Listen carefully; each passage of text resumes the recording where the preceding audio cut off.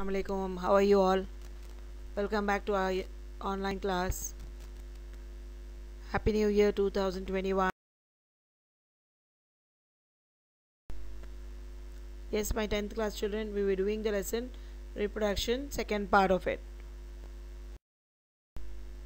Now we'll see with the term fragmentation. Types of reproduction. Was budding we finished? Isn't it? Hydra and all, amoeba, plasmodium, paramecium. Now we'll see with fragmentation. The breaking up of the body of a simple multicellular organism into two or more pieces of maturing, each of which grows to form a complete new organism is called fragmentation. Got it? The filament simply breaks into two or three fragments on maturation, and each fragment grows into new spirogyra. Spirogyra undergoes fragmentation, which results in many filaments. Each filament grows into mature filament. Fragmentation is defined as the process of breaking up of a parent animal into small parts. Got it? Each of which can grow into new complete individual. This process of asexual reproduction is found in Planaria and Hydra. Planaria can be cut into pieces, and each piece can regenerate into a complete organism. See the diagram, children, picture there. Nucleus is there, septum is dividing it, spiral chlorophyll.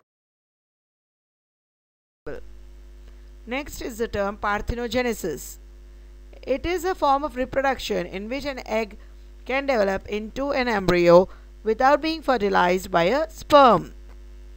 Parthenogenesis is derived from the Greek words for virgin birth, and several insect species including aphids, bees and ants are known to reproduce by parthenogenesis. Spontaneous parthenogenetic and androgenetic events occur in humans, but they result in tumors, the ovarian teratoma and hydatiform mole respectively. Parthenogenesis occurs naturally in some plants, some invertebrates animal species, including nematodes, some tardigrades, water fleas, and some scorpions, which aphids, some mites, bees, some phasmatodea, and the parasitic wasp, and a few vertebrates such as fish, amphibians, reptiles, and very rarely birds. Parthenogenesis is a form of asexual reproduction whereby offsprings are produced within the embryo being fertilized by a male. Is it clear, children? Other insects capable of reproducing parthenogenetically include some species of aphid and bee and parasitic wasp. Many aphids reproduce parthenogenetically. Parthenogenesis is a reproductive strategy that involves development of a female, rarely a male, gamete sex cell without fertilization. It occurs commonly among lower plants and invertebrate animals, particularly rotifers, aphids, ants, wasps, and bees, and rarely among higher vertebrates.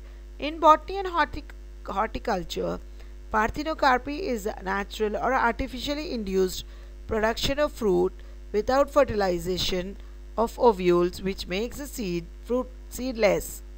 Stenospermacarpy may also reproduce apparently seedless fruit, but the seeds are actually aborted while they are still small.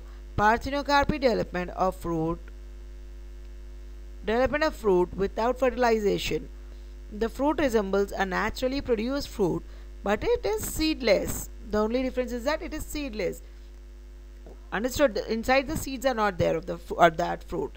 Varieties of pineapple, banana, cucumber, grapes, oranges, grapefruit, persimmon, and breadfruit are exemplify naturally occurring parthenocarpy.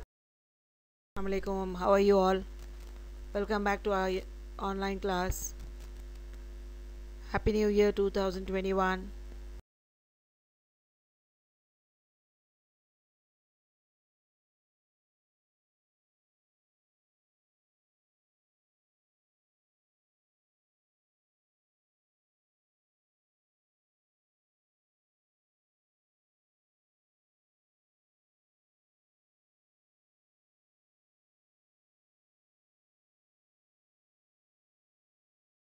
of regeneration we'll see now.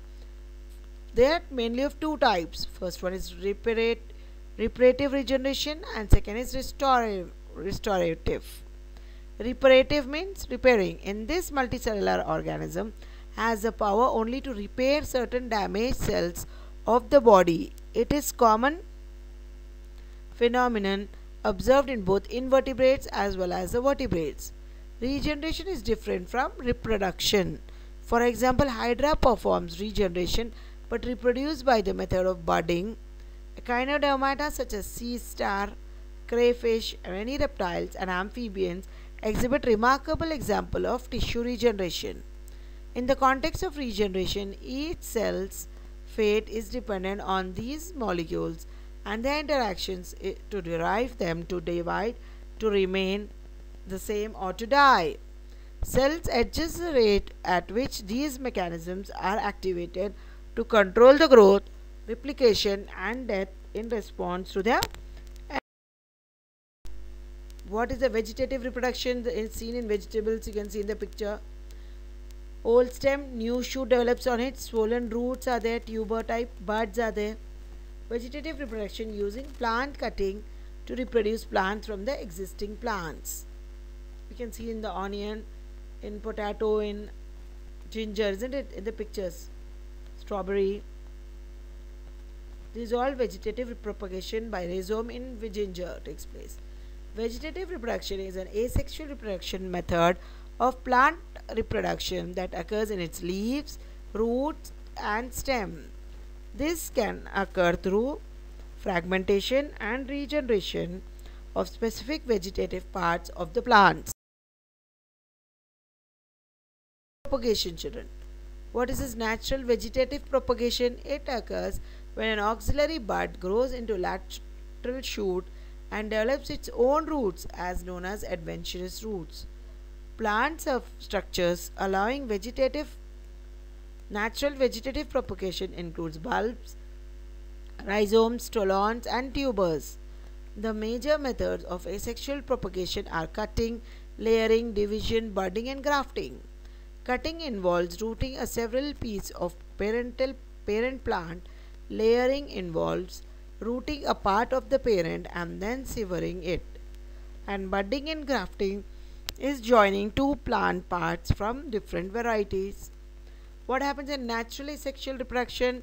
The roots can give rise to new plants or the plants can propagate using budding or cutting.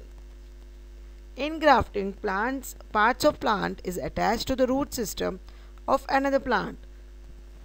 Got it, children? The two unite to form a new plant containing the roots of one and the stem and leaf structure of the other plant.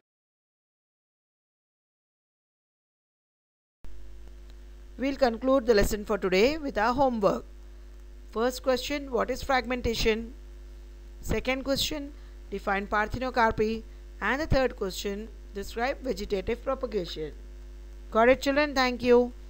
Assalamu alaikum. See you in next class. Send me the homeworks by 5 in the evening.